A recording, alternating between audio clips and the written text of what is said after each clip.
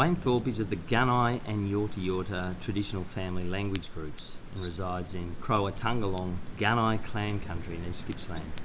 For the past 33 years, Wayne has been teaching and promoting traditional Gunnai culture through language, songs, stories and dance. Within our culture, we look at the earth as our mother. As I said, there's a universal family. Mother Earth, Father Sky, Grandfather Sun, Grandmother Moon. So it's a universal family. And so we are the children, along with the birds and animals, plants. We are the children of the Mother Earth, Father Sky. Grandfather Sun is this fire that's on Earth. So we're always in the connection with family. So we've got Grandfather Sun warming us up right now. Yeah, because the plants take in the sun's energy, and so they're holding that. Once it's dry wood, well then it becomes the fuel for the fire. So it's the Grandfather Sun on Earth. And fire is also what a lot of our elders have said over the years. Fire is like our TV. The TV, it's got a lot of pictures, a lot of stories. So when you're looking into the fire and you're hearing stories, someone telling you a story, or you're hearing the story of the country, the wind, the birds and animals, the trees, the different things, or you're in the spirit telling you things about the stories that you may need to hear. Everyone's got their own spirit, everyone's got their own dreaming track that they need to find. Sometimes you fall off the track, you get pushed off, or you trip over, but get up, dust yourself off, get back on track. You know, so That's right. So along the way, you find what your purpose is, or that's where the elders will identify that too. In an ideal society, in an ideal situation, where our ancestors lived that sort of way. And so it's kind of changed in today's society, where it's a little bit more lawless in that sense, and there hasn't been that community or that tribal sort of way within just the group, where it's all a mix of different peoples, different cultures, different religions, different beliefs, different understandings. And different expectations. And, yeah, kind of pulling on them, lots of different so it makes it a bit harder for people today. But that's why I noticed some of the camps that we continue to do in is to restore that balance. And part of that restoring the balance is start off with the fire and the awareness of what the fire does for us. And therefore, within that camp, they might be adults at this time, teenagers, they might be all different ages, but still we start to identify what their skill is or potential is. And so then we start to hone on that. You spoke about balance then, and it seems to me that it's hard for people to find, what is a balanced man? What does that look like? And going from a young boy through to a young man, through to a man, how do you find that balance? How do you find who you are? What does that look like from your perspective?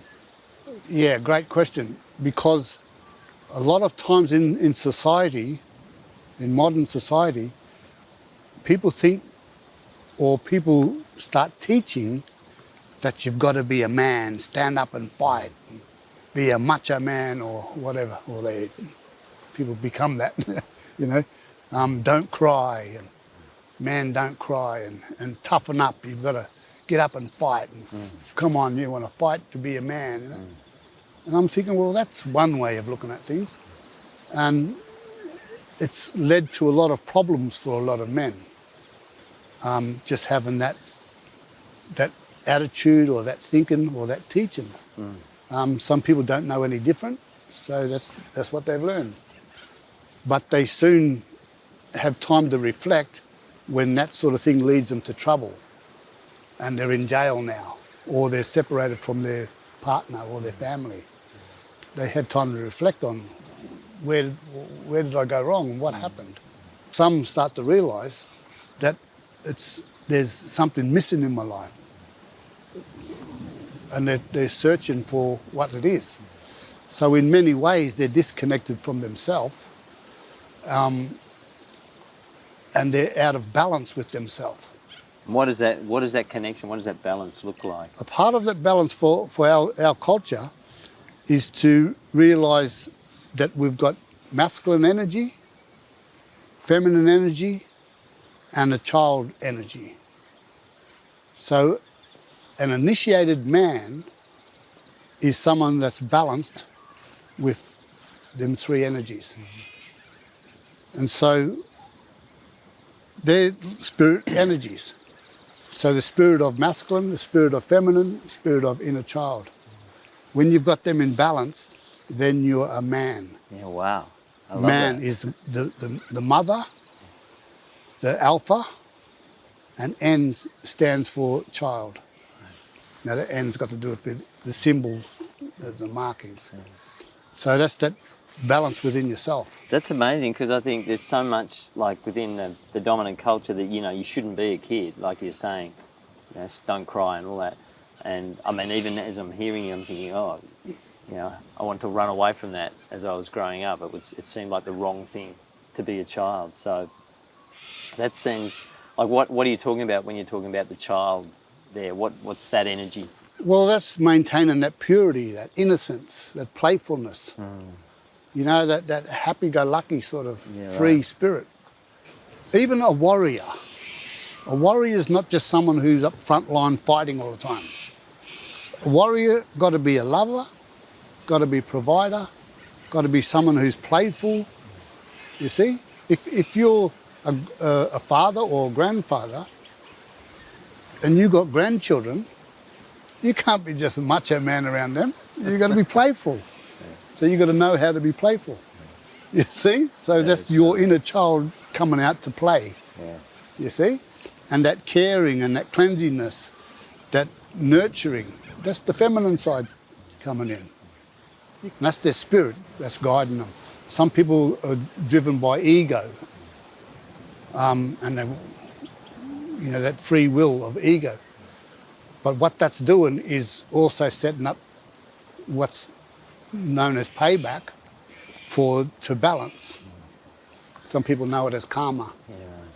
So when you start building up karmic points, you've got to balance that out and you've got to fix that up. So, Wayne, where do we get the balance so wrong? It seems to be, you look out in the world and it just seems to be incredibly out of balance in terms of that male energy. People are losing sight of that humanity, I suppose. And so therefore they're losing sight of who they are and what their spirit direction is. And so that's where the ego comes in. And all these sort of things help us be unbalanced and leads to more troubles. What we need to learn here, that we need to reconnect. And how do we do that? Well, we reconnect. Well, what we've got to be doing is be conscious of our thoughts, words, deeds and actions. Our thoughts create things. Everything that's been created come from a thought. And so people wonder why things are happening to them, why they got aches and pains, why they into this trouble all the time, why they got these cycles of similarity all the time. Why does it always happen to me? You see? And so that's because somewhere down the track they thought of something and then the spirit said, okay, you want that to happen? And they set it up in cycles of similarity. So we've got to be aware of our thoughts, words, deeds and actions because they create things. You see? So we create our world, our life. You can't be blaming other people all the time. And that's what's happening in society. Social media teaches a lot of people that, how to blame others or troll others or have a go at others and be a faceless warrior in that sort of sense. But at the same time, from them thoughts, words and actions, they're creating something within themselves that sets up future cycles for themselves. And so that helps us make us unbalanced, sets up more karma for us that we have to come back and pay back and have to make balance. If they never make balance, well, it just keeps on going off on its tangent. So we create our own world. So it sounds like it's so important to really be like mindful about what you're doing. So hang on, I shouldn't do that because I'm going to get drawn into the drama of it, or I'm going to get pulled into that fast lane. Yeah. And spend more time just slowing down, like coming into nature. And even a river, when the river's flowing, there's fast, straight, over the rocks, and then there's slow times. Then there's eddies and swirls and stuff. And then there's areas where it'll have a rest. So just like the river, the river of life, if you like, you need to have all that. Time to sit down, you see? And so even the wind blowing, there's fast and there's slow and there's cool breeze, warm breeze, all these different things. So you can't be just the one thing all the time. There's burnout when you do that. When you do one thing all the time in the fast lane, it's just burnout. So you need to just stop still. yeah, That's why it's so good to have a fire and appreciate what the fire brings for you. that's not something you're going to read in a book. You're going to, come into nature, and there's so much that's going to be taught to you just by sitting and appreciating. By being I mean, there. I know just coming out here, I can feel my whole kind of nervous system settle down, and you go into a different level, don't you? By sitting still in nature, nature helps us self-heal. And that's one of the important things, self-healing. Too many times people get sick, or they got a headache, or they got something, they go to somebody and fix me. Doctor, I got this, fix me up. Some of these things we can self-heal. And it's when we get back in our balance, connect with our spirit, then we can self-heal. But too many people are caught up in the fast lane, and they just want a quick fix, and then so they can keep going. Sometimes you just got to stop. I love it. It's too simple in a way, isn't it? It is. It's like with our busy minds trying to work everything out, just to stop as being like the answer, the doorway to all of that. A lot of our elders, they say to us, Spirit's trying to tell you. It's trying to tell you something, but you're not listening. And so it's like you get that idea or that thought. Or people often say, I was going to go this way, but something told me to go this way. Well, that something is your spirit. It knows which way is good for you. But the ego mind said, nah, I don't want to go that way, I want to go this way. And then next thing, there might be an accident that way, or there might be some sort of drama happening that way. Then you say to yourself, well, I should have went the other way. Something was telling me, yes, your spirit.